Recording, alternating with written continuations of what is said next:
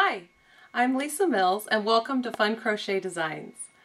If you visited my site, you know that I love to crochet purses, but a purse isn't quite complete until you've sewn in the lining and the zipper, and that's what we're here to learn today.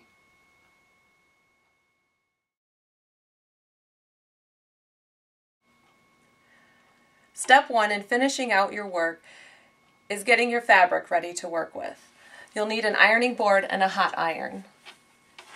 So take your fabric to the ironing board and press out any wrinkles or creases that might be in the fabric, giving you a nice smooth fabric to work with when you go to the cutting board. Also, pull your zipper out of the packaging. It may have been folded and it'll be wrinkled and crumpled like this. I like to run an iron down either side of the zipper's teeth to smooth that out as well. It makes it a lot easier to work with when it comes time to pin your zipper into your purse. All right, next let's go to the cutting board.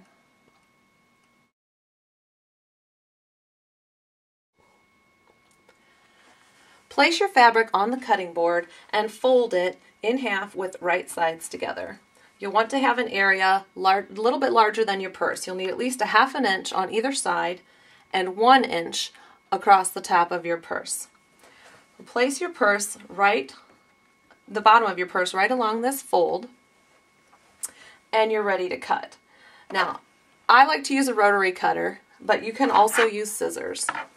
And I usually freehand it, but if you're uncomfortable just going for it, you can take a pencil and mark a line a ½ inch outside of the edges and 1 inch across the top so that you have a guideline to follow.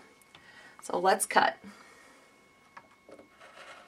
Just follow the lines of the purse, going up and off the top.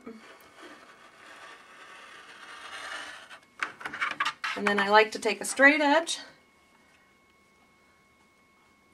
and lay it over the top and roll the cutter along there. All right, we're ready to sew.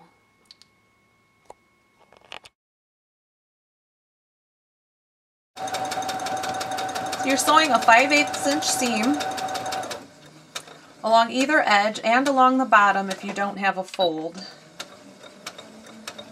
You want to back stitch at the top and the bottom to secure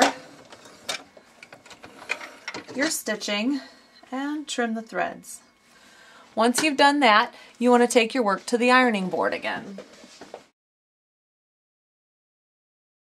Over here at the ironing board, we're going to press our seams open and get them ready. But before we do that, I'm just going to take a little fray check and put it down here at the bottom. Since I have this folded edge, I can't quite press my seams open without snipping this a little bit.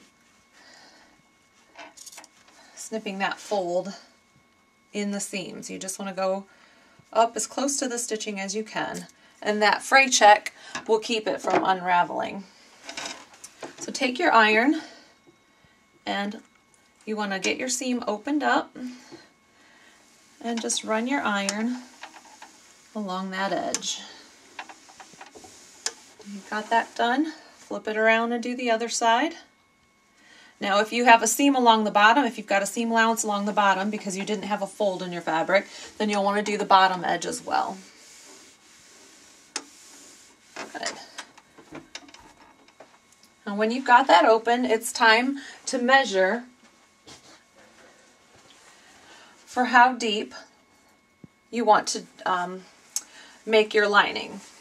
I do that by tucking the lining inside the purse that it's going to fit inside, keeping your seam allowances open.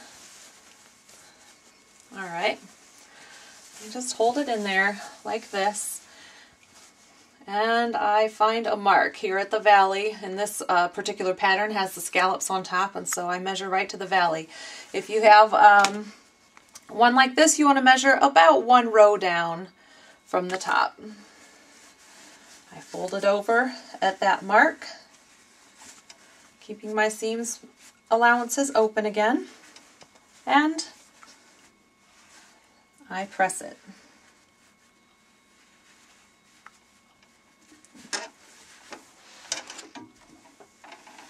You want to have a nice crisp, clean edge on your lining when you're sewing, as it helps facilitate that process.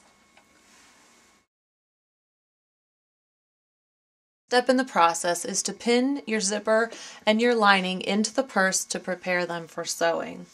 I take my purse and I lay it flat and I find the exact sides and I place a pin in there to remind me where either edge is. Start with your zipper and keep your zipper tab folded up and lay the zipper itself right against that stitch that you have pinned. You want to slide a pin in here and another one on the other side. Then I fold the zipper down, just making a little tuck there, and pin it again. Now I'm just going to carry the zipper along the side and I pin it with the teeth right at the valley of these scalloped purses. Now if you have a purse with a flat edge, I would pin the teeth right along the top edge of the top row so that the teeth are just sticking out above the edge of the purse. Alright, when you get around to the middle,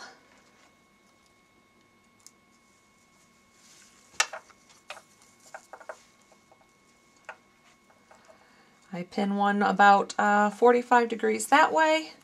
I fold the zipper down like that and put another little tuck in. I'll repeat that process for the other side.